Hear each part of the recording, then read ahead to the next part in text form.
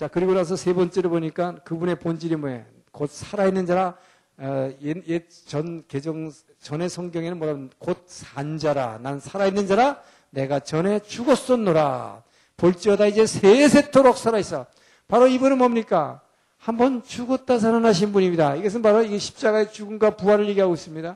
이 죽음과 십자가의 죽음과 부활하신 분, 이 죽었다가 부활하신 분, 이분만이 이제 우리가 나중에 봅니다마는 이 보좌에 나가서 이 보좌에 앉아 계신 아버지께서 가지고 계시는 이 최후의 이 세상의 악의 세력을 진멸할 이 청소 계획, 이 계획서가 담긴 이 두루마기에 인봉한 이 씨를 하나씩 떼어낼 수 있는 고난을 가지신 분, 그 예수 그리스도밖에 없다고 하는 할렐루야. 바로 그분만이 이 죽으시고 부활하신 만이 이 일을 감당해낼 수 있다는 것입니다. 할렐루야. 그래서 나중에 가서 좀 더 설명하겠습니다만, 그리고 이분은 어떤 분입니까? 사망과 음부의 열쇠를 가지신 분이다. 이게 뭡니까? 바로 심판의 권세를 가진 것이죠. 그래서 마태복음 10장 28절에 너희를 죽이는 자를 두려워하지 말. 너희 몸은 죽일 수 있지만 음부에 집어넣을 수 없는 그 사탄을 두려워하지 말고 뭡니까? 너희를 능히 너희 몸과 육을 죽일 뿐만 아니라 너희를 능히 이 지옥에 멸할 수 있는 이 심판주를 두려워하라. 바로 우리 주님은 바로 이 십자가의 죽으심을 통해서 그리고 부활하심을 통해서 음부에 친히 내려가셔서 사단으로부터 음부의 열쇠를 빼앗아서 올라가신 분이다. 할렐루야. 자, 이것이 바로 우리 예수님의 본질을 말하고 있는 것입니다. 자, 그리고 바로 2장은 우리가 잘 아는 대로 이제 파트로 넘어서 이제 있는 일입니다. 이제 있는 일, 이 2장에서 이제 2장과 3장을 통해서 이 아시아에 있는 교회들에게 자, 이 교회들의 모습과 예수님의 호소문이 여기에 나오는 것이죠. 자, 이것이 지금 있는 일입니다. 이것이 오늘날 있는 모든 교회의 모습들이죠. 자, 제일 먼저 우리가 에베소 교회 봅니다. 자, 아시아에 있는 7교회. 자, 여기 여러분이 에베소라는 것은 우리가 잘 알죠. 바울의 3차 전도 여행에서 이 3년간 두란노 사역을 했던 곳. 이곳에 이제 나중에 디모데가 사역해서 디모데 전후서를 보냈었고, 나중에 이것을 누가 맡았냐면 사도 요한이 맡았어요. 그래서 이 사도 요한이 이곳에서 목회 생활을 오래 했던 교회입니다. 에베소 교회. 지금 아시아인 7교회에 지금 제일 먼저 등장하는 에베소 교회예요. 그리고 나서 이제 서머나, 이 서머나라는 교회가 여기 있습니다. 그리고 그 위에 이제 버가모라는 교회가 있고, 이 버가모에서 오른쪽에 두아디라 교회가 있고, 여기서 약간 이게 지금 전부 도시 이름이에요. 그리고 약간 밑으로 내려오면은 사대 교회가 있고, 여기서 약간 밑으로 내려오면서 빌라델피아, 소위 말해 필라델피아라는 이 빌라델피아 교회가 있고, 여기서 오른쪽으로 약간 이렇게 꺾이면서 있는 것이 이게 라오디게아 교회입니다. 그래서 이게 어떻게 보면 뭐예요? 마치 이게 북두칠성의 모습으로 이렇게 그려지는데, 저 교회들이마다 이제 특징이 있어요. 근데 지금 시간이 없기 때문에 이거 뭐 자세히는 할 수 없고, 특징들을 얘기합니다. 먼저 2장 1절 보니까 에베소 교회의 사자에게 편지하라. 자, 그러면서 오른손에 7별을 붙잡고 7 금촛대 사이를 거니시가, 이 7별은 이 교회의 목회자들을 얘기합니다. 그리고 7 금촛대는 바로 7 교회를 얘기합니다. 그래서 이 7별을 이 교회의 이 목회자를 예수님이 붙잡고 계시고, 그러면서 이 교회를 다니시는 이 물건이 이르시되, 자, 먼저 내 행위와 수고와 내 인내를 알고, 그동안 잘한 얘기를 먼저 칭찬합니다. 내가 참고 내 이름이라 견디고 게으르지 않은 것을 안다고 먼저 칭찬하지만, 중요한 것은 뭐예요? 이 7교회에 대해서 지금 여기서 메시지는 예수님의 책망에 있습니다. 칭찬에 있지 않아요. 이 칭찬은 먼저 합니다만, 예수님이 뭔가 내가 너에게 책망할 것이 있다. 이게 이제 있는 일. 지금 오늘날 교회들이 예수님 오실 때가 가까이 왔는데 지금 왜 이러고 있는가 하는 것을 예수님께서 하나씩 너희들이 잘하는 거 많지만 내가 이 부분만 좀 고쳐줄 수 없겠냐. 이렇게만 한다면 너희가 내가 재림할 때 다시 올 때 엄청난 너희가 상급을 하나하나마다 상급을 약속하고 있습니다. 이 뒤에 보면. 그래서 이것은 여러분 막 야단치고 막 교회를 책망해가지고 막 심판하려고 하는 게 아니에요. 여러분, 하나님, 우리 예수님은 그분의 몸된 교회를 사랑하십니다. 할렐루야. 그렇기 때문에 이 사랑하는 자에게 주님이 뒤에 가면 나오지만 맨 마지막에 내가 너희들을 사랑하기 때문에 책망하는 것이다. 사랑하는 자는 책망하는 것이다. 왜? 그래야 너희들이 고칠 수 있기 때문이고, 그래야 너희가 내가 올 때 진정한 상급을 위해서 깨어 준비할 수 있기 때문이라고 주님은 말씀하십니다. 할렐루야. 자, 그래서 에베소 교회에게 당부하시는 말씀. 에베소 교회에게 우리가 잘 아는 뭐예요? 에베소 교회는 뭡니까? 내가 너를 4절에 보니까 그러나 너를 책망할 것이 있나니 너의 첫사랑을 버렸느니라. 우리가 잘 아는 거죠. 그래서 어떻게 하라고? 예수님은 치유책을 다 얘기해 주십니다. 5절에서 첫사랑 버렸다. 여러분 중에 많죠? 내가 옛날에 처음 주님 만났을 때는 그냥 맨날 새벽에 교회 달려갔고 막 다른 거 다 집어치고 막 교회 가고 그랬는데 요즘은 왜 이렇게 맹탕이 됐는가? 여러분 첫사랑 잃어버린 사람 많이 있어요. 그죠? 예, 바로 그분들에게 이르는 말씀입니다. 뭐예요? 그러므로 2장 5절에 보니까 어디서 떨어졌는지를 생각하라. 여러분 바로 기도할 때 뭐 문제 가지고 이거 고쳐달라 제발 그런 기도 물론 뭐 급하면 해야겠지만 제가 하지 말라고는 못하겠어요. 왜? 저도 급하면 하니까. 그런데 그러나 주님은 뭡니까? 먼저 네가 어디서부터 떨어진지 한번 잘 기억을 해봐라. 이것을 여러분 기도하면서 내가 왜 주님, 내가 그 첫사랑을 주님 그렇게 사랑했다 그 마음이, 그 열정이 어디서 떨어졌는지 주님 나로 깨닫게 하여 주시옵소서. 이 바로 성령님께 부탁하는 거예요. 그러면 뭐예요? 그리고 나서 회개해서 처음 행위를 가지라. 만일 그렇지 않고 회개하지 않으면 내가 네가 갔을 때 촛대를 자리에서 옮기리라. 그래서 여러분 많은 사람들이 막 촛대를 옮긴다고 막 주님이 막 협박하는 걸로 얘기하는 협박이 아니라 여기서 뭐야? 주님은 우리에게 마지막 날 사랑하는 자가 정말로 상급을 어떻게 해서라도 받게 하시기 위해서 우리에게 너 지금이야. 너 지금 회개하지 않으면 안 된다. 예?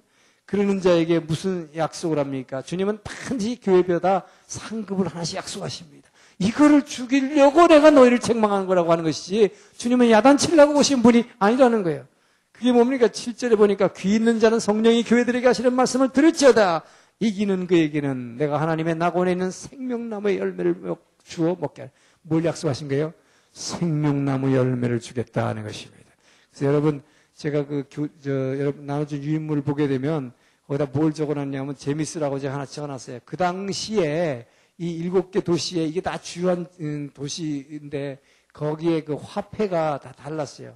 근데 화폐는 그 당시에 좀 코인인데 코인에 그려져 있는 그림들이 어떻게 예수님께서 여기서 약속하신 그림들과 다 똑같아요. 할렐루야. 어떤 신학자가 그거를 아주 적어놨길래 제가 재미를 하나 적어놨어요. 여러분에게. 그래서 이 당시에 코인에는 이 어떤 나무의 열매가 있다는데 그거를 주겠다고 상급을 주겠다고 약속하고 있습니다. 자, 그리고 두 번째 서머나 교회입니다. 저 에베소 바로 위에 있는 이 서머나 교회. 이 서머나 교회는 이 7개 교회 중에서 하나도 야단 맞지 않고 뭐예요? 칭찬만 받은 교회다. 할렐루야. 어떤 교회기까지 칭찬받을까요, 여러분? 이건 환난과 궁핍 가운데 이 박해를 이겨낸 교회인 것입니다. 그렇기 때문에 여러분 우리의 삶 가운데 왜 베드로가 뭐예요? 너에게 불시험이 오는 것을 손님 오는 것처럼 이상한 것으로 여기지 말고 기뻐하라. 오버조이. 기쁨으로 충만하라. 기뻐서 할렐루야 하라. 그 이유가 여기 있다는 거예요. 왜? 이 환난과 궁핍이 있을 때는 뭐예요? 오히려 우리가 믿음을 지켜야 된다고 길을 쓰기 때문에 이것은 오히려 사단의 어떤 이 유혹에 넘어가지 않고 오히려 그 가운데서 우리가 길을 쓰고 주님에 붙잡고 있기 때문에 할렐루야. 그렇기 때문에 이 환난은 우리에게 축복이라고 하는 것입니다. 그래서 9절을 보니까 내가 네 환난과 궁핍을 알거니와 실상은 내가 부유한 자라. 네가 지금 돈이 없고 네가 뭐 사업이 지금 잘 안 돼가지고 너 힘들다는 건 내가 알지만 그러나 너는 정말로 부자다. 여러분 그거 아세요? 여러분 사업이 안 풀립니까? 뭐 잘 안 돼요. 다 가난하다고 생각합니까? 주님은 내가 그게 진짜 부자다. 내가 그렇기 때문에 얼마나 성전에 와서 내게 부르짖고 얼마나 내게 다가오고 하늘 보좌를 향해서 네가 나가고 있는지 내가 내 안에 영적으로 채워진 것이 하늘에 신령한 것은 얼마나 부하게 채워졌는지를 내가 알기를 원한다. 우리 주님은 그걸 알게 원하시는 것입니다. 이 세상에 부한 것이 아니요. 이 환난과 궁핍 가운데서 내게서 이 어려움이, 경제적 어려움이 사라지지 않는데 주님은 이것을 칭찬하시는 거예요. 네가 진짜 부자다. 너가 자신을 가져라. 자, 그러면서 이 권면하는 것입니다. 너가 잘 안 되고 이렇게 환난과 고통 가운데 있지만 죽도록 충성하라. 그리하면 내가 생명의 멸류관을 내게 주리라. 할렐루야. 10절의 말씀이에요. 그래서 귀 있는 자는 성령의 교회에게 하시는 말씀을 들을지어다. 그렇기 때문에 이렇게 이기는 자는 둘째 사망의 해를 절대 받지 않을 것이다. 심판받지 않는다는 것입니다. 참 이 7개 교회 중에서 유일하게 칭찬받은 2개 교회가 있는데 그 중에 하나죠. 이것은 박해 가운데서 이겨낸 교회입니다.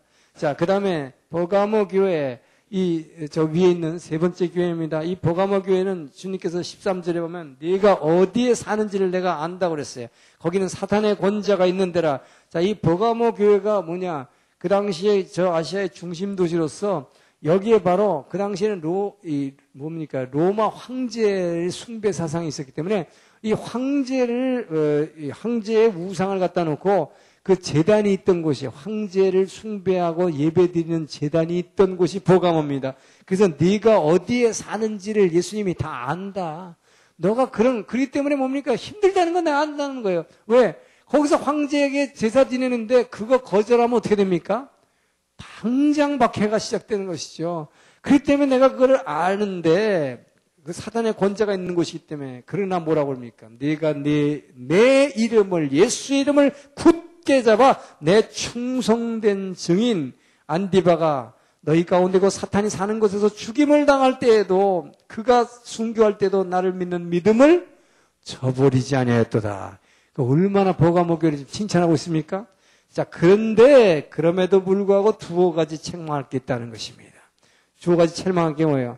이 박해를 잘 감당하는 것 같으면서도 네게는 발람의 교훈을 지키는 자가 있고 또 뭐예요? 니골라당의 교훈을 따르는 자. 이게 다 같은 말이에요. 내용상 같습니다.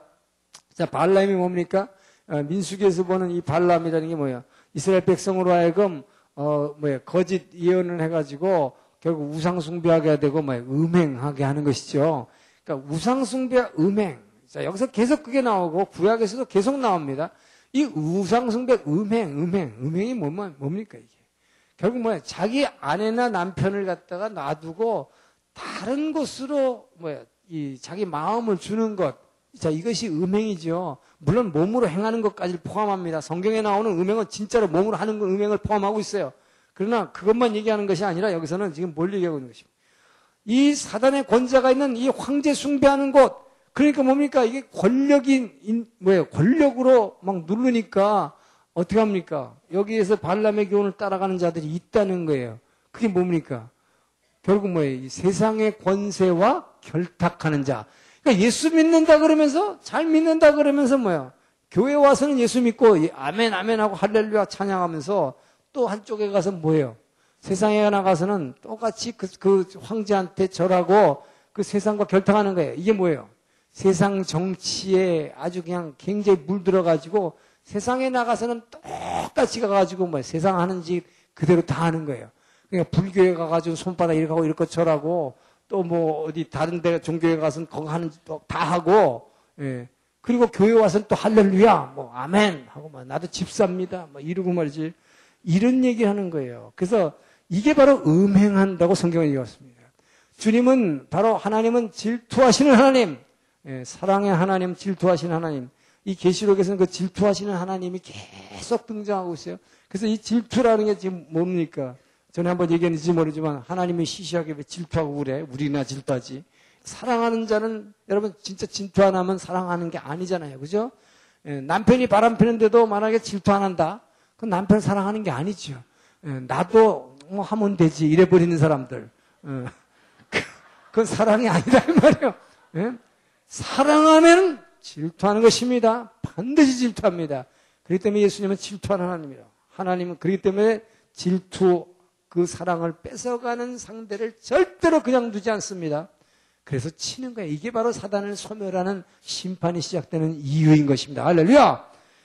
그래서 여기서는 지금 이 버가모 교회의 특징은 세상 권세 또 돈 버는데 그것 때문에 예수 믿는 것과 절당히 양쪽 걸치는 거. 자, 이런 사람에게 16절에 뭐라는 거예요? 회개하라는 거예요. 회개하지 않으면 내가 속히 가서 내 입의 검으로 그들과 싸우겠다. 그리고 이기는 자에게는 흰 돌을 주겠다는 것입니다. 이 흰 돌이라고 하는 것은 그 당시에 로마 시대 당시에 흰 돌을 주면 이것이 무죄 선고라는 표시라고 그래요. 그래서 이것을 이겨내는 자는 내가 흰 돌을 주겠다는 것이고, 그 다음에 이제 네 번째 두아디라 교회로 갑니다. 이 두아디라 교회도 비슷하게 보이는데 좀 달라요. 여기도 칭찬한 다음에 20절에 보니까 네게 책망할 게 있는데, 자칭 선지자는 여자 이세벨을 용납하는데 결과는 아까랑 비슷합니다. 발람의 교훈을 따라간 것처럼 여자 이세벨 따라간 것도 뭐예요? 이 자칭 선지자라는 여자 이세벨 따라간 것도 결국 또 행음하고 우상제물을 먹는 거. 내용으로 보면 비슷한데 조금 다른 게 있습니다. 이것은 그러니까 행음하고 우상제물 먹는다는 거 아까도 말씀드렸지만 예수 믿는다 그러면서 동시에 딴짓하는 거예요. 그죠? 내 남편 아내 사랑한다 그러면서 다른 여자도 또 사랑하는 거예요. 똑같은 거예요. 이걸 음행이라고 표시하고 우상을 쫓아가는 걸로 표시하는 거죠. 성경은. 그래서 이게 예수 믿는다 그러면서 이거 뭐 자칭 선지자니까 이게 뭡니까? 이게 거짓 예언하는 자들입니다. 거짓 예언하는 자, 그리고 세상에 점쟁이 그런 거예요. 세상에 점치는 거, 자칭 예언하는 거, 그러니까 이런 사람들 쫓아가는 거. 요즘도 예수 믿는다 그러면서 예수 무당 쫓아다니는 사람 많아요. 예수 믿는다 그러면서 예언하는 사람, 저 사람 능력 있는 사람, 우리 딸 어떤 남자 만날 것 같아요. 뭐 키 큰 남자입니까? 뭐 이래가면서 뭐 언제 시집갈 겁니까? 뭐 언제 취직할 겁니까? 이게 예수 무당 쫓아다니는 거. 이런 짓 하지 말라는 거예요. 그래서 이게 자칭 선지자라는 이 여자 이세벨을 용납하지 말라는 거예요. 자, 이런 사람 쫓아가는 거. 그래서 이게 말하자면 이게 이게 말하면 이방의 풍습을 예수 믿으면서 이방 풍습을 그대로 쫓아다니는 거. 예수 믿으면서도 점쟁이한테도 가고. 이런 거예요. 예수 믿으면서도 또 뭐예요? 혹시 뭐 딴 데 어디 불교에도 구원 있나고 뭐 불교 책도 막 뒤져보고 이런 것들을 바로 자칭 선지자 이세벨이 비유한 것입니다. 자, 그래서 이것도 뭐예요? 회개할 기회를 주었다 그랬는데 회개하지 않으면 침상에다 던져가지고 결국은 이세벨처럼 죽여버리겠다 하는 그런 얘기입니다. 그리고 또 내가 사망으로 그의 자녀를 죽일 것이다. 그러면서 각 사람의 행위대로 갚아주리라 하는 얘기를 하고 있는 것입니다. 그래서 끝까지 잡는 자에는 이기는 자에게는 만국을 다스리는 권세, 이 만국을 다스리는 권세 대단한 것이죠. 이게 뭐예요? 바로 심판의 보좌 옆에 앉는 권세를 주겠다는 놀라운 축복을 약속하면서 그 옆으로 빠지지 말라고 당부하고 어필하고 예수님께서 호소하고 있는 거예요. 자, 그러면서 4대 교회, 5번째 교회입니다. 이 4대 교회는 어떤 교회라고 했어요? 3장 1절 보니까 살았다 그러지만 네가 살았다는 이름을 가졌지만 이름만 사는 거지 실은 죽은 자다.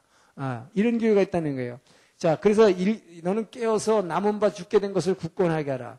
자, 이게 살았다 그랬는데 이름은 가졌는데 죽었다는 게 이게 뭐냐? 이런 교회가 여러분 오늘날 다원주의를 허용하는 교회입니다. 이것은 바로 다른 예수 믿는다 그러면서 똑같이 이게 지금 아시아 7교회예요. 전부 예수 믿는 교회입니다.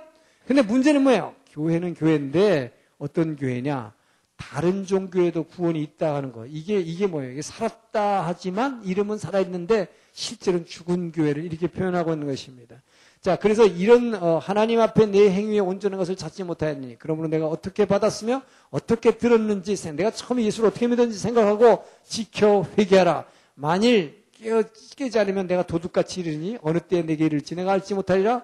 자, 그러면서 이거 이기는 자에게는 흰옷을 입혀서 생명책에서 결코 지우지 아니할 것이다. 자, 그러니까 여기서 돌이키지 않고 다원주의, 뭐 불교에도 구원이 있고 무슨 뭐 다른 데도 구원이 있다고 이러면서 이 소위 말하는 요즘 에큐메니칼이란 자체 이름은 좋은 것입니다. 교회 일치운동이니까. 교회가 연합해야 된다. 서로 싸우면 안 된다. 근데 이것이 어떻게 변질되고 있느냐? 그러니까 뭐 다른 뭐 불교도 좋고 뭐 이슬람도 좋고 이런 식으로 하게 되면 이게 뭡니까? 바로 하나님은 질투하는 하나님. 여기 어긋나는 거예요. 여러분 남자들이 바람 피면서 아내한테 나 당신한테 이제 마음 없어서 갔어. 이런 사람은 없어요. 뭐라 그래? 나 당신밖에 없어. 이런다고. 언제 내가 딴 생각하는 거 봤어? 나 당신밖에 없어. 그래 놓고 뭐야? 근데도 저 여자도 좋다는 거요. 다 그렇게 얘기하지. 그러면 뭐예요? 양쪽에서 다 차버린다. 네. 그건 또 마찬가지예요, 여러분. 하나님은 사랑이시라. 질투하시는 하나님, 이 양다리 걸치는 건 절대 안 된다는 것입니다. 이것도 되고 저것도 되고 이것은 절대 안 된다는 거예요. 예. 자, 그리고 필라델피아 교회, 예수님께 칭찬받은 교회입니다. 이게 뭡니까?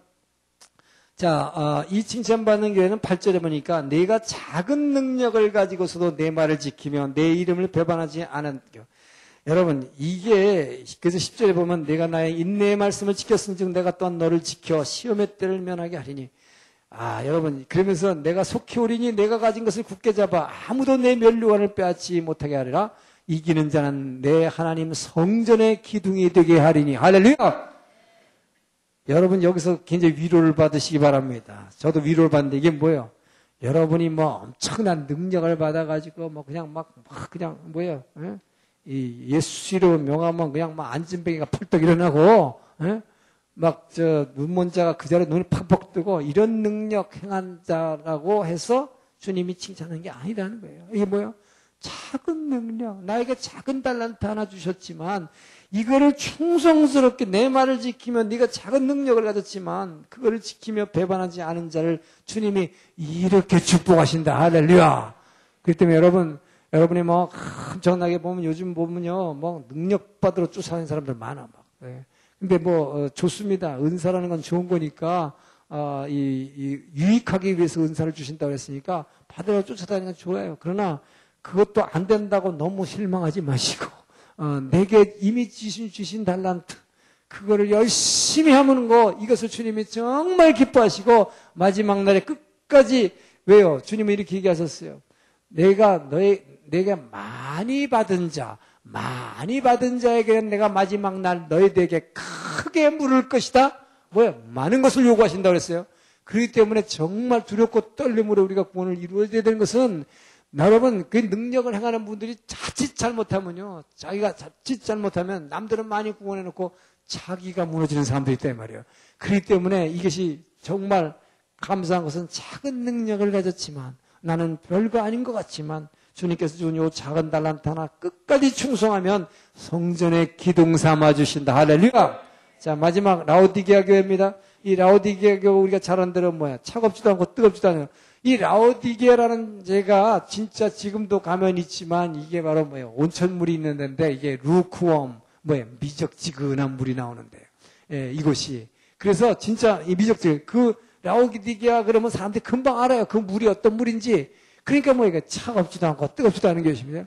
자, 이 차갑지도 않고 뜨겁지도 않은 교회가 어떤 교회이길래 토해버리겠다 그랬어요. 주님께서. 차갑지도 않고 뜨겁지도 않으면 주님이 이 안에 너희는 내 안에 거하라 그러는데 내 안에 넌 일단 들었지만 뭐예요? 차갑지도 않고 뜨겁지도 않은 내가 뱉어버리겠다는 것이죠. 그럼 열매 못 맺는 거죠. 근데 왜 뜨겁지도 않고 차갑지도 않다고 그랬어요? 17절에 답이 있습니다. 뭐라고 그랬어요? 네가 말하기를 나는 부자라 부요해서 부족한 것이 없다. 이런 사람들이 바로 뭐예요?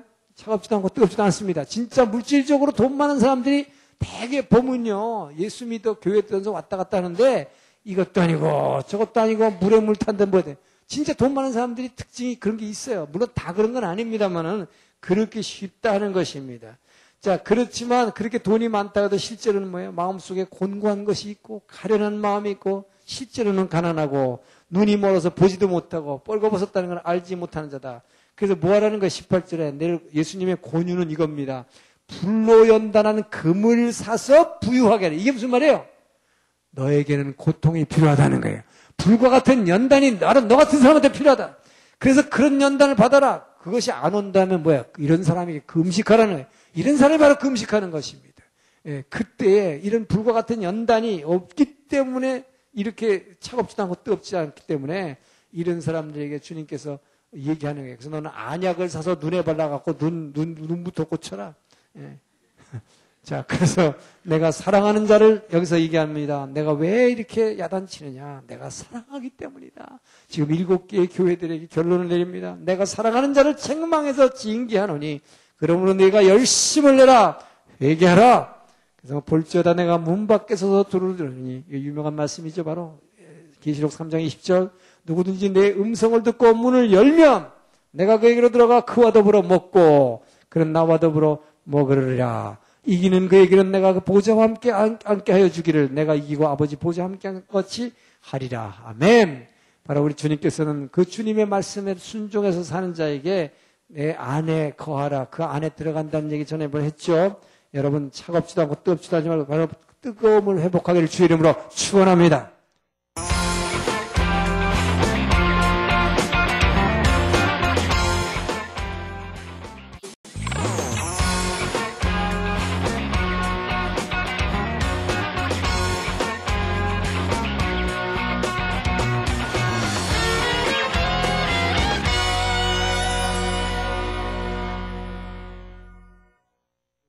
오늘 남은 시간은 제가 이 신약을 하면서 여러분들에게 이 삼위일체론에 대해서 설명할 기회가 없었기 때문에 물론 구약을 통해서 들은 분도 계시고 또 다른 집회를 통해 들은 분도 계시겠지만 이 삼위일체론이 워낙 중요하기 때문에 아까 여기 지금 계시록에서도 나왔지만 예수님도 나는 알파요 오메가야, 처음과 나중이라 그러고 아버지 하나님도 나는 처음이요 나중이다. 이렇게 이제 아버지와 아들이 하나라는 이야기를 이게 시사를 하고 있는데 이 삼위가 하나 된다는 거, 이 삼위일체론이 사실은 상당히 좀 어렵습니다. 이 삼위가 하나 된다는 것은 너무 어렵기 때문에 초대교회가 생긴 이래로 약 500년 동안 초대 교부들 사이에 엄청난 논쟁을 가져왔습니다. 그래서 삼위일체론에 대한 그 논쟁은 교회사에서 아주 중요한 주제로 다루고 있는데요. 그 정도로 하여튼 삼위일체론이 어렵기 때문이죠. 자, 그건 왜 그렇습니까? 유대인들은 유대인대로 어렵고 초대교회 당시 구성원이 어떻게 돼요? 유대교 출신들의 크리스찬들은 뭐예요? 한 분 하나님을 믿습니다. 그죠? 이 신명기 6장 4절은 쉐마 이스라엘, 이스라엘 들으라 이스라엘아, 우리 하나님은 한 분 하나님이시니 오직 마음을 다하고 성품을 다하고 뜻을 다해서 그 하나님 사랑하라. 한 분 유일신 하나님을 믿는 유대인들에게 갑자기 신이 몇 개가 생겼어요. 왜냐면 아버지 하나님인데다가 예수님도 하나님이라고 그러죠. 성령 하나님. 그러니까 헷갈리는 거예요. 그렇죠? 왜 하나님이 세 분이냐? 한 분인데. 그러니까 이 문제를 해결해야 돼요. 세 분이 하나라는 것을 어떻게 해서 해결할 문제가 생겼고, 또 헬라인들에게는 셋이면 셋이지. 헬라 문화가 뭐예요? 냉철한 이성, 논리적 사고 아니에요. 그러면 셋이면 셋이 다 다른 존재인데 어떻게 예수님이 하나님이면 왜 이단들이 그러잖아요. 예수님이 하나님이면서 왜 하나님 아버지한테 하나님이 왜 하나님한테 기도해? 왜 하나님이 아버지한테 무릎 꿇어? 왜 또 순종해? 죽기까지 순종하시고 이게 무슨 말이냐 이 말이에요. 자기가 하나님인데. 이게 말이 안 되는 거예요. 그러니까 뭐예요? 유대인은 유대인대로, 헬라인은 헬라인대로 서로가 이해가 안 되는 것이. 자, 이것을 하나로 되게 하기 위해서 이게 이제 삼위일체론의 이제 신학적인 논쟁이 벌어집니다만 이것을 제가 이 시간에 이제 신학적으로 설명하려는 것이 아니라 지금 이제 요한이 얘기하는 이것은 바로 하나님은 사랑이시라. 이걸로 푸는 것입니다. 이것밖에 해결책이 없어요. 신학적으로도 그걸로 풉니다. 그러나 신학적인 설명이 너무 어렵기 때문에 좀 쉬운 말로 여러분에게 설명하려고 하는 것 뿐이에요. 자, 삼위일체론. 삼위일체라는 것은 이제 신학적으로 결론을 내기를 어쨌든 다행한 것은 초대교회가 전부 합의를 했어요. 세 분은 하나님이시다. 아니, 세 분은 똑같은 하나님이시다라는 게. 그래서 이것을 어떻게 이제 영어로 결론을 냈냐면 대인격체이기 때문에 three person. 그러니까 인격체이기 때문에 세 분입니다. 세 위에. 그래서 삼위죠. 이게 인간의 말로는 도저히 표현이 안 되기 때문에 이런 말을 쓴 거예요. 삼위다. 이게 뭐 한자로도 근데 이제 영어로는 조금 더 이해가 쉽죠. 세 사람이다. 세 사람이 아니라 이것은 세 인격체다는 뜻이네요. 세 인격체다. 인격체가 세 분이 있다는 거예요. 그러니까 뭡니까? 자, 성부 하나님이 있고, 성자 하나님이 있고, 성령 하나님이 있다. 그러니까 분명히 일하는 게 다 달라요. 그러니까 이 얘기는 뭐냐면 독특한 자신의 아이덴티티를 가지고 있다. 자신의 정체성을 가지고 있다는 것입니다. 자, 그래서 보니까 뭡니까? 아버지, 성부 하나님은 뭡니까? 성부 하나님은 나눠주시는 하나님, 주시는 하나님입니다. 그래서 주시는 하나님. 예, 주시는 하나님입니다. 그러면 이 성자 하나님은 뭐냐? 받는 하나님입니다. 아버지께서 주시는 것을 받는 하나님이고, 받는 하나님일 뿐만 아니라 아버지 하나님은 명령하시는 하나님. 하시면은 아들 하나님은 뭐예요? 순종하시는 하나님이고, 바로 이 아들은 아버지에게 예배하시는 하나님이에요. 그러니까 결국 뭡니까? 특징은 분명히 달라요. 그죠? 아버지는 아들의 예배를 받으신다 이 말이에요. 예. 자, 그리고 이 성령은 뭡니까? 성령은 헬퍼, 자, 도우시는 보혜사. 그런데 이 도우시는 하나님인데 이 성령은 어떤 일을 하느냐? 아버지를 돕고 아들을 돕습니다. 예, 근데 성령은 절대로 자기 스스로 자기를 주장하지 않아요. 그래서 성령은 진리의 영이니 그런 자의로 말하지 않고 자기 생각을 절대 얘기 안 하는 것입니다. 오직 듣는 것을 말하나니 아버지께로부터 듣는 것을 아들에게 말하고 아들에게 듣는 것을 아버지께 보고하고 아들로 하여금 아버지를 순종하게 만들고 아버지께 예배하게 만들고 아버지로 하여금 사랑으로 아들에게 주시도록 도와주는 역할을 하신다. 자, 그래서 성령은 절대로 자기가 하는 게 하나도 없고 전부 뭐예요? 아버지의 일을 하고 아들의 일을 하기 때문에 말도 자기 말을 하지 않고 아버지가 하는 말을 아들에게 전해주고 아들이 하는 말을 사람에게 전해주고 그렇기 때문에 도우시는 하나님이라고 그러는데 자기는 완전히 빠져버리는 거예요. 여기서 특징은 보면은 전부 다 나가 없어요. 하나님의 특징은 나를 부인합니다.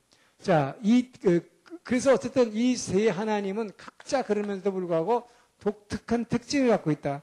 자, 그래서 어떤 분은 하도 답답하니까 이 삼위일체론을 설명하면서 물과 수증기, 얼음으로 비유하는 것이에요. 근데 이건 잘못된 것입니다. 자, 이게 왜 잘못된 것이냐고 설명하면, 예를 들어서, 성부 하나님이 물이다. 근데 이 물이 어떨 때는 뭐예요? 예를 들어서 얼음으로 나타났다가, 어떨 때는 성령은 이제 영이니까 수증기로 나타났다 이런다는데, 이렇게 되면 어떻게 되느냐? 물이 얼음으로 변하는 순간 물은 있어요, 없어요? 사라져 버리는 거예요. 얼음이 수증기로 되면은 얼음은 사라져 버리는 거예요. 그러면 세 분이 존재하는 게 아닌데죠. 하나가 없어져야 하나가 다른 게 돼. 그래서 이게 삼위일체는 설명이 안 된다는 거예요. 그러니까 중요한 것은 이 삼위라는 세 인격체가 분명히 존재하고 자신들의 역할을 각각 하고 있다는 것입니다. 자, 그런데 어떻게 이게 하나가 되느냐? 이게 수수께끼도 하는 거예요. 이걸 푸는 게 수수께끼. 그래서 이것을 신학적으로는 어떻게 결론을 내느냐? 요 한마디로 결론했어요. 세 인격체지만 in one nature. 그 품성에 있어서, 성품에 있어서 하나다. 그 품성, 그 성품이 뭐냐? 하나님이다. 그 하나님 뭐예요? 사랑이시다. 그 사랑이신 그 하나님, 그 사랑이신 그 하나님이라는 곳에서 있어서 하나가 된다. 하나다 하는 거예요. 그래서 이것을 세 인격을 가지신 하나의 신성을 가지신 분이다. 신학적으로 하나의 신성과 세 인격체 이렇게 얘기를 하는데 이렇게 하면 여러분 이해가 돼요? 잘? 될 듯 말 듯 하여이다 해요. 그래서 제가 어렵다 그러는 거예요. 분명히 다른 세 인격체인데 신성이 하나이기 때문에 하나다? 알 것 같기도 하고 모를 것 같기도 하고 그죠? 자, 그래서 이것을 이제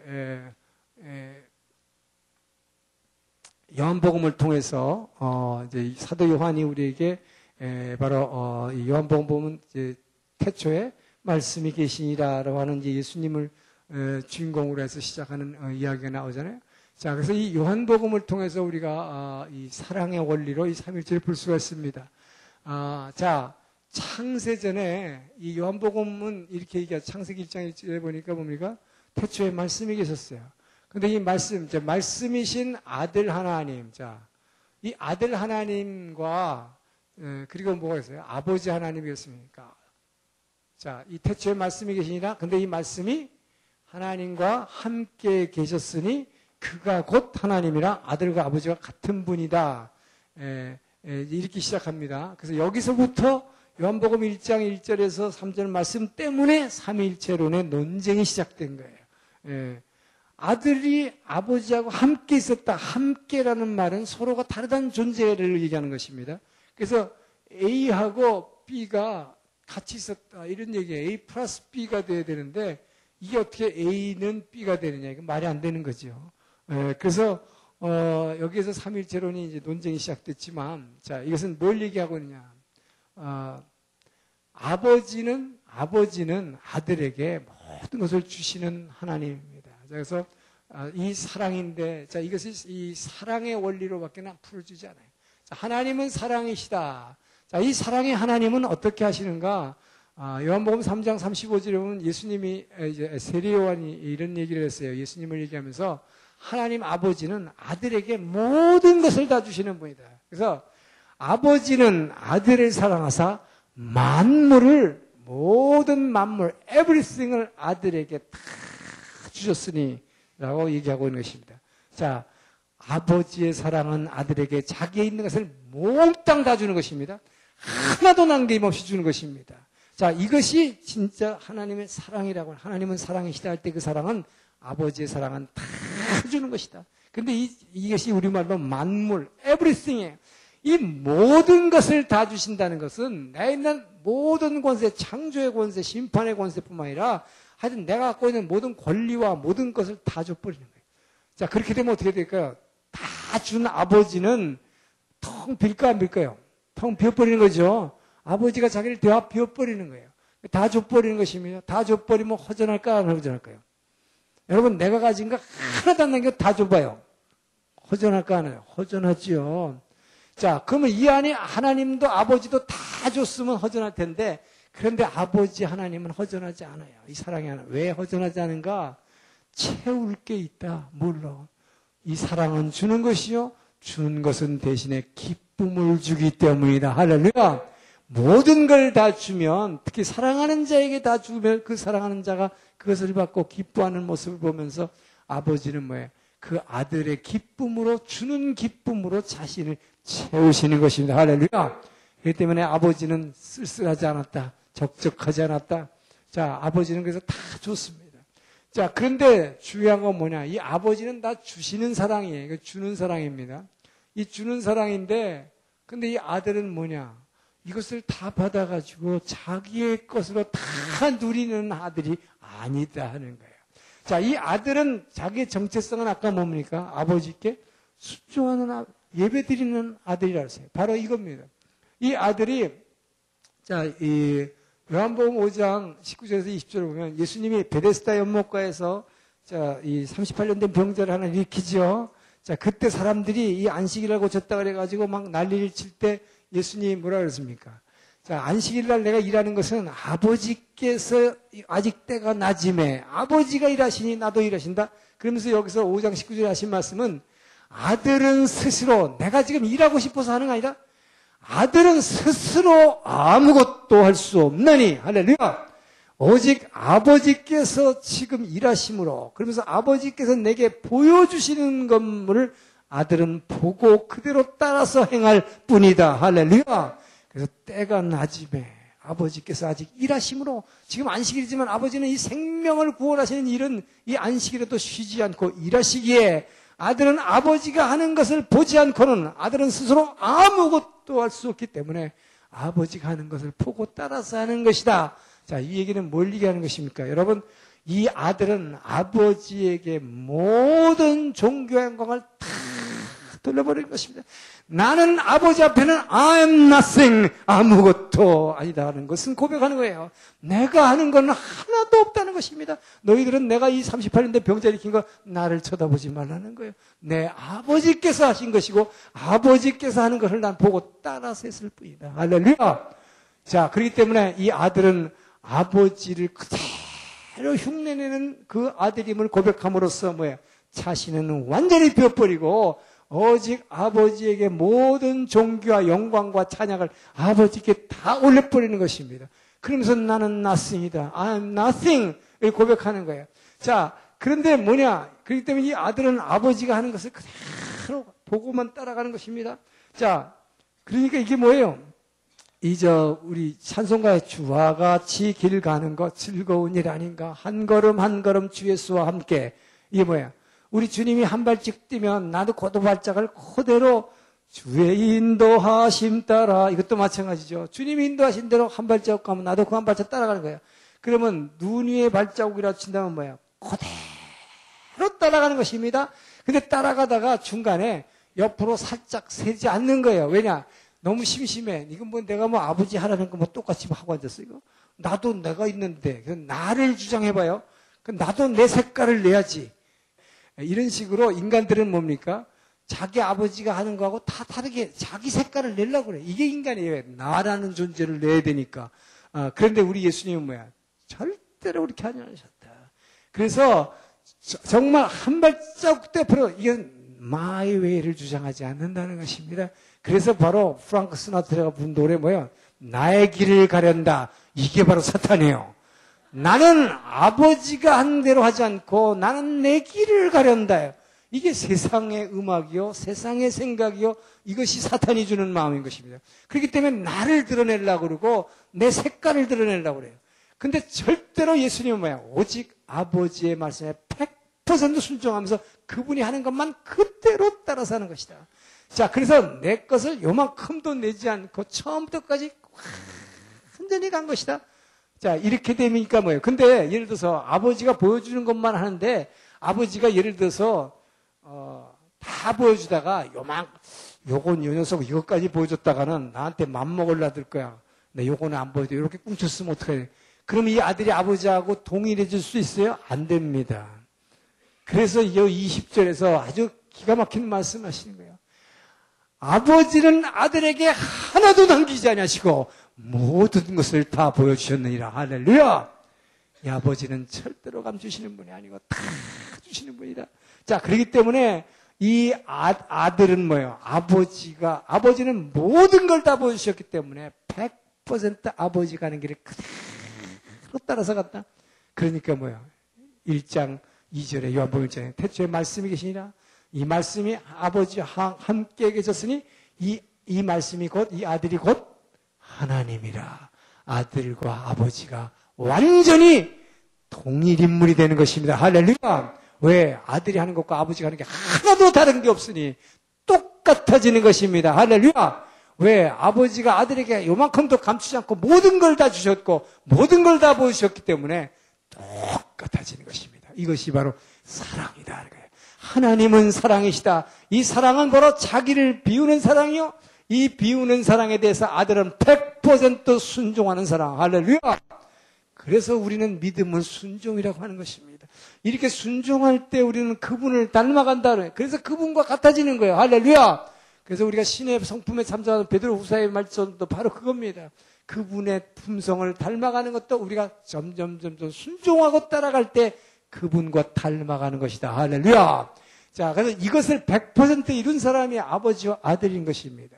자, 그래서 이것을 갖다가 바울 신학을 통해서 표현한 것이 우리가 잘 아는 빌립보 2장 5절에서 8절만 너희는 이 마음을 품으라 곧 그리스도 예수의 마음이니 그는 근본 하나님 본체이시나 그분 본체가 똑같은 분이시지만 뭐예요?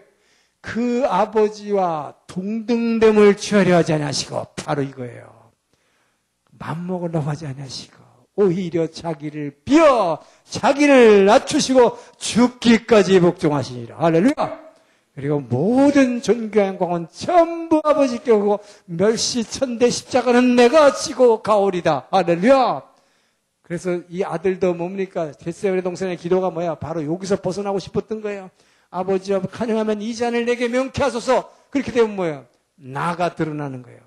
그러나 뭐예요? 그러나 내 뜻대로 하지 마시고 아버지 뜻대로 하셔서 끝까지 죽기까지 순종하는 이것을 통해서 완전히 아버지와 아들이 하나 되는 것이다. 할렐루야.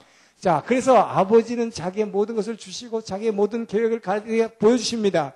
근데 이것을 누가 보여주시는가요? 자, 이 아버지와 아들의 사랑을 연결하는 존재가 있습니다.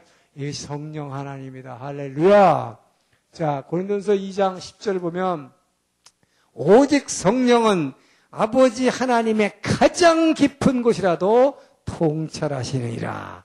하나님 아버지의 가장 깊은 속의 마음과 그분의 그 쓰라림과 기쁨과 그분의 모든 계획을 다 알고 계시는 이는 성령뿐이다. 할렐루야. 자, 그렇기 때문에 성령께서 아버지의 모든 창조의 계획도 아들에게 성령이 가르쳐 주셨고, 또 그렇기 때문에 성령은 스스로 말하지 않고 자의로 말하지 않고 오직 듣는 것을 말하나니 아버지로부터 듣는 것을 아들에게 보여주신 거예요. 그래서 이 성령은 모든 것을 아들에게 전달해 줄 뿐만 아니라 이 성령은 또 어떤 하나님이냐, 아들로 하여금 아버지께 완전히 비우게 도와주는 하나님입니다. 왜? 사랑은 자신을 모두 다 비우기 때문에. 그렇기 때문에 이 성령의 성격도 사랑이에요. 그래서 이 성령은 사랑이기 때문에 아들로 하여금 아버지 앞에 완전히 순종하고 아버지 앞에 절대로 복종하는 이 사랑의 행위를 통해서 아버지와 하나 되게 만드는 영이다. 할렐루야! 그래서, 여러분, 그렇기 때문에 이 아들 예수님조차도 성령께서 도와주시지 않고는 이 하나님과 완전히 하나님 일치가 될 수 없고 이 사랑을 실천할 수 없는 것입니다. 그렇기 때문에 이 삼위가, 그렇기 때문에 서로가 전부 특징이 뭐예요? 나를 부인하는 거예요. 나는 비워버리고 다 주시고 나는 없어지고 아들도 나는 없어지고 전부 아버지께 영광을 돌리고 이 사랑이 아버지와 아들을 하나로 만드는 삼위일체가 되는 원리다. 할렐루야. 자, 그래서 이 사랑의 하나님, 이분은 그렇기 때문에 이 아들과 아버지가 이 하늘나라에서 이렇게 사랑을 주고 받음으로 말미암아 하늘나라에서 이 사랑의 회로를 이루신 것입니다. 이 사랑의 회로가 하늘나라에서 창세전에 이미 이루어졌기 때문에 이 하늘나라, 그렇기 때문에 이 예수님이 저기 뭡니까? 겟세마네 동산에 가기 전에 최후의 만찬에서 요한복음 17장에서 대속적인 제자들 위한 기도할 때도 뭐라요? 17장 5절에 보면 아버지여 창세전에 아버지와 내가 함께 누렸던 그 사랑을 지금도 누리게 하여 주시옵소서. 이게 바로 그 얘기를 얘기하는 거예요. 바로 그렇기 때문에 이 창조의 권세, 모든 심판의 권세, 이 모든 것을 아버지가 다 해주셨고, 그러나 아들은 자기 것으로 동등됨을 취하지 않으시고 완전히 낮춰 죽기까지 복종하시고, 이 사랑의 회로를 이루니까 사랑이라는 건 뭐예요? 이 세상 모든 것 사라져도 뭐만 영원해요? 사랑은 영원한 것. 자, 그래서 바로 이 하나님이 왜 영원하신 하나님이라고 하는가? 이 사랑의 회로를 이 하늘나라에서 이루었기 때문에 하나님은 이 영원한 회로를 하늘나라에서 이루셨기 때문에 하나님은 바로 뭐예요? 그렇기 때문에 출애굽기에서 얘기하는 I am that I am이라고 하시는 나는 뭐예요? 스스로 존재하는 자가 되는 것이다. 할렐루야! 이 세상에 스스로 존재할 수 있는 존재는 하나도 없지만 바로 이 아버지와 아들이 사랑의 회로를 이룸으로써 하나가 됐기 때문에 이분은 영원한 분이 되는 것입니다. 할렐루야! 자, 그래서 스스로 존재할 수 있는 분이요, 처음과 나중에 될 수 있는 분이다. 자, 그래서 예수님이 우리에게 주기도문을 통해서 뭘 얘기했습니까? 뜻이 하늘에서, 이것이 하늘에서 이루어졌어요. 하늘에서 땅에서도 이루어지다. 할렐루야! 자, 이 땅에서 이루어지기 위해서 이제 아버지는 이 사랑을 통해서 아들에게 역사합니다. 이게 뭡니까? 자, 아버지가 아들한테 내가 모든 걸 다 줬어요. 그런데도 아들은 자기 걸로 누리지 않고 아버지에게 죽기까지 복종하면서 모든 것을 비우는 이 아들. 아들은 뭐예요? 자기를 비워 자기를 낮추시고 죽기까지 복종하시리라. 이 아버지는 아들을 너무 사랑하셨습니다. 아들을 보니까 뭐요? 다 줬는데도 하나도 자기 건 누리지 않고 다 존귀 영광을 아버지께 다 올려버리니 얼마나 아들이 허전하겠어요. 그래서 아버지는 아들을 채워주시기로 결심하신 것입니다. 자, 뭘로 채워질 거예요? 아들아, 내가 말이야, 너 하나한테 내가 가진 거 다 줬는데도 그 주는 기쁨이 내가 얼마나 그 기쁨으로 여기다 충만한 줄 아느냐?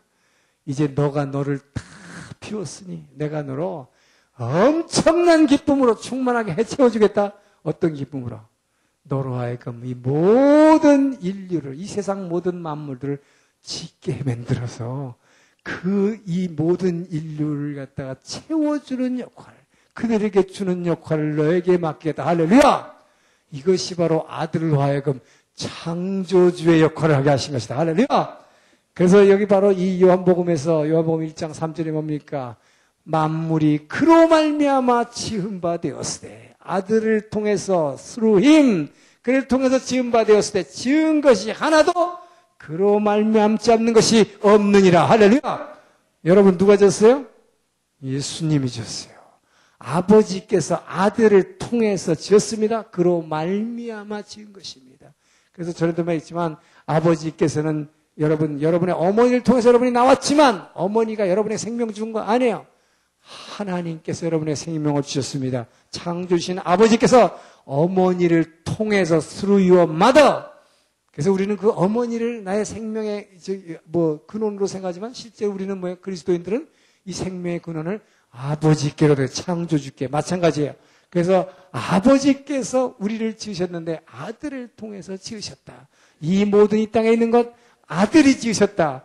그래서 여기 있는 이 세상의 모든 사람들 아들이 지으신 것입니다. 할렐루야. 아들을 통해서 지은 것입니다. 자, 그래서 아들을 통해서 지었을 뿐만 아니라 이 세상에 하늘에 보이는 것과 보이지 않는 것과 모든 만물을 저로 말미암아 지은 바 되었다고 골로새 1장 15절 16절에 써 있어요. 자, 그러니까 아들을 통해서 이 모든 것을 지었다. 그렇기 때문에 뭡니까? 사람들을 지었을 뿐만 아니라 이 세상에 있는 모든 만물을 내게 필요한 모든 것을 여러분 우리가 기도할 때 채워주시는 분이 누구십니까? 아들이다. 할렐루야. 그래서 제가 늘 강조한 게 뭐예요? 예수 믿으면 예수가 밥 먹여줘. 예스! 예수가 밥 먹여줍니다. 왜요? 주님께서 창조주시오. 주님께서 우리를 지으셨을 뿐 우리에게 나의 생명이 되신 줄 뿐만 아니라 그분께서는 만물을 지으시고 이 만물을 우리에게 채워주시는 하나님. 할렐루야. 그렇기 때문에 아버지는 직접 우리 사람을 상대하지 않으시고 아들을 통해서 우리에게 공급하시는 하나님. 할렐루야.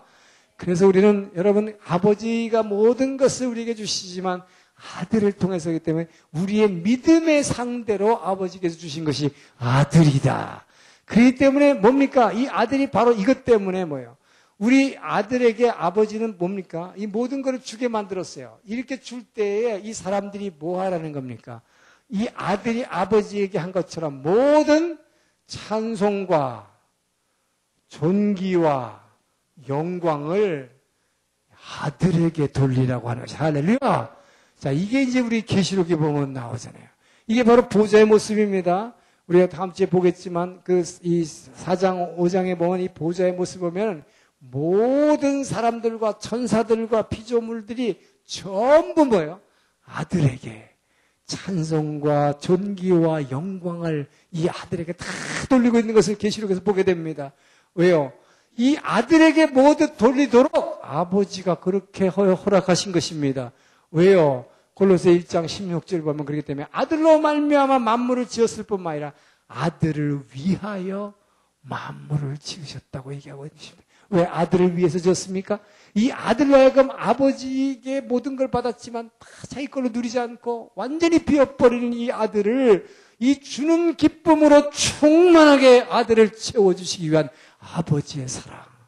아들을 사랑하시는 것입니다. 그렇기 때문에 여러분 하나님은 우리를 사랑하지만 무엇보다도 아들을 사랑하시기에 아들을 주는 기쁨을 누리게 하기 위해서 아들에게 창조주 역할을 맡으셨을 뿐만 아니라 그 다음에 뭐예요? 아버지가 보니까 나는 말이다. 내가 다 줬기 때문에 사실 허전했거든. 그런데 내가 내 앞에 딱 무릎 꿇고 엎드리면서 내게 모든 존귀 영광을 돌릴 때 네가 내게 예배하는 걸 볼 때 내가 얼마나 충만한 줄 알아. 기뻐서. 이제 너는 너를 비웠으니 내가 죽기까지 복종하고 다 비웠으니 내가 너로 이 예배받는 기쁨, 찬양받는 기쁨. 여러분 우리가 사람들이 박수 치고 막 이렇게 하면 사람들이 얼마나 으쓱하고 좋아해요. 근데 이 박수 받는 이 안을 채울 수 있는 많은 사람들로서 존귀와 영광을 받는 이 기쁨은 오직 예수님에게 주어진 특권을 믿으시기 바랍니다. 이렇게 올려드릴 때 이 아들은 이것을 자신이 다 누리지 않고 다시 아버지께 다 올려드린다. 할렐루야. 자, 그렇기 때문에 이 아들은 내가 길이요 진리요 생명이 나로 말미암지 않고는 아버지께로 갈 자가 없느니라. 할렐루야. 바로 이것이 아버지와 아들이 하나 되는 원리요. 이 아들을 통해서 사람을 지으시고 사람을 통해서 찬양과 영광을 받으시는 원리인 것입니다. 그래서 이 아들을 여러분 사람들은 근데 뭐예요? 아들에게 모든 것을 받아가지고 그분께 찬양을 드릴 뿐만 아니라 아들은 우리에게 그러나 두 가지 계명을 줬습니다. 첫째는 이것이니 마음을 다하고 목숨을 다하고 뜻을 다해서 너의 하나님 사랑하라고 그랬지 나를 사랑하고 나를 예배하라고 안 했어요. 그죠? 이것도 바로 자기를 비우시는 것입니다. 근데 이 아버지께로 가려면 보혈을 통과하지 않고는 절대 갈 수 없기에 우리는 아들을 예배하고 아들을 믿는 것입니다. 이 천하 이름에 구원받을 다른 이름을 주지 않았으니 뭐요? 예수 이름 이외에는 구원이 없는 것이다. 할렐루야! 자, 그렇기 때문에 예수 믿는다고 여러분 왜 예수만 이냐고 말이죠. 기독교인들은 다 배타적이고 편협하다고 하는데 편협할 수밖에 없는 것은 뭐예요? 사랑이기 때문이야. 사랑은 절대 양보할 수 없고 사랑은 절대 다른 걸 동시에 두 개를 사랑할 수 없기 때문이다. 그래서 예수 이름 위에는 없는 것입니다. 자, 그런데 아들은 우리에게 하나님 사랑한다면 뭐라고 했어요? 내 이웃을 사랑하라. 자, 우리 사람들은 그렇기 때문에 다시 이웃의 사랑의 통로를 열어야 되는 것입니다. 우리에게 주신 축복, 이 만물, 물질의 축복을 받아서 나만 누릴 게 아니라 이것을 반드시 이웃에게 흘려줘야 된다. 그리고 내가 받은 하나님의 신령한 영적인 축복의 말씀을 이웃에게 전도해야 된다. 자, 그러면 이 이웃은 우리 사람들, 여기 성도들이죠, 특별히. 성도들에게 뭐예요? 감사함으로 우리에게 표시해야 되는 것입니다. 여러분, 그렇기 때문에 사단은 뭘 하라고 하냐? 사단은 우리 뭐라고 그래? 너 예수님 잘 믿어. 너 부흥회 다니고 성경에 가. 이거 다 하라고 그래, 이거는. 근데 뭐 하지 말라고 그래? 요걸 차단해요, 사탄은. 너 이웃사랑, 이웃에 나눠주는 거 못하고 이웃에게서 감사하는 거 이거 못하게 하는 거예요. 그래서 이게 동양사상 중에서 우리나라에서 제일 나쁜 게 뭐냐? 이게 사탄의 사상이 뭐예요? 주는데 뭐야? 안 받는데 이게 여러분 이게 좋은 거 같죠? 이 겸양의 미덕이 아니에요. 이것은 성경에 원래 완전히 어긋나는 것입니다. 우리는 누군가로부터 사랑을 받주고 사랑을 베풀게 주면 반드시 받기를 주의 이름으로 축원합니다. 그 대신에 어떻게 해야 돼요? 반드시 감사하다는 표시를 해야 돼요. 우리가 아주 참 약한 거에 뭔 줄 알아요? 사람들이 누구한테 뭐 은혜를 받아놓고는 감사 표시를 안 하는 거예요. 어떤 사람이 기도를 되게 많이 하는 사람이 있어요. 그 사람한테 자꾸 베풀어줬는데 이 사람은 뭐야? 감사 표시를 안 해. 왜? 아, 나는 하나님께 기도했으니까 하나님이 그 사람 당신 시켜서 준 거지 뭐. 이렇게 되면 큰일 납니다. 이렇게 되면 잘못하면 이게 신비주의로 가는 거예요. 하나님이 물론 하신 일이지만 누굴 통해? 여러분, 그러면 아들 예수님이 하신 거는 뭐예요, 그러면? 하나님이 하신 거 아니에요? 그러나 우리는 하나님은 뭐라고 얘기합니까? 아들에게 찬송과 존귀 영광을 돌리라고 하시잖아요. 마찬가지로 우리는 사람을 통해서 은혜를 받았으면 그 하나님이 그렇게 하셨다 할지라도 그 사람에게 반드시 감사해야 되는 것입니다. 할렐루야! 이것 때문에 의상하는 일이 굉장히 많아요. 굉장히 친했다가 은혜를 베푸는데 별로 저 사람 감사한다 해서 이게 깨지는 거예요. 그렇기 때문에 이게 사탄의 전략입니다. 그래서 우리는 반드시 이웃을 사랑하고 이웃은 감사. 그래서 누가 주면 반드시 받으세요. 그 대신에 감사할 뿐만 아니라 뭐예요? 나눠준다 이 말이에요. 여러분 예수 믿으면 왜 천국 가느냐? 바로 이 이웃에게 축복의 통로를 열어서 이들과 함께 믿음의 공동체를 열 때 이것이 바로 크게 의미해서 우주적인 교회예요. 이게 에베소에서의 교회론입니다. 이 막힌 담을 흘러서 사람들과 통로. 그래서 아까도 얘기했지만 미워해서도 하고 다 나눠주고 이렇게 해서 공동체를 열 때 예수님의 신부로서 그렇기 때문에 그 결혼의 혼인잔치에 신랑의 혼인잔치에 참여하는 것입니다. 할렐루야. 그렇기 때문에 여러분 예수 믿고 천국 가는 것은 바로 이렇게 이웃을 열어서 이 공동체로서 예수님의 신부가 되는 것이기 때문에 이 공동체를 이루지 못하고 나와 내 새끼만 붙들고 맨날 기도하고 이것만 붙잡고 이러고 앉았다가 그대로 쏙 빠져들어가는 게 지옥이다. 제가 몇 번을 얘기했어요. 예? 예, 분명히 하시기 바랍니다. 그러니까 예수 믿고 천당 가는 방법이 뭔지 알아 이 말이요. 예? 왜 예수 믿으면 천당 받지? 이 말씀에 순종함으로. 할렐루야. 그래서 행함이 없는 믿음은 죽은 믿음인 거예요. 입으로만 예수 하면 뭐하냐 말이에요. 예? 이걸 못하면 그래서 그 사람에게 천국이 없는 거예요. 불안하고, 항상 슬프고, 외롭고, 예. 자, 그래서 이게 여러분, 자, 이게서 뭡니까? 바로 이렇게 할 때에 뜻이 하늘에서 이루어진 것 같이 땅에서도 이루어지다. 할렐루야. 이럴 때 하늘나라가 이 땅에서 이 땅에 온 하늘나라 예수님을 통해서 이 땅에 도래한 천국을 이 땅에 누리고 사는 사람들, 바로 이 말씀대 순종하는 사람임을 믿으시기 바랍니다.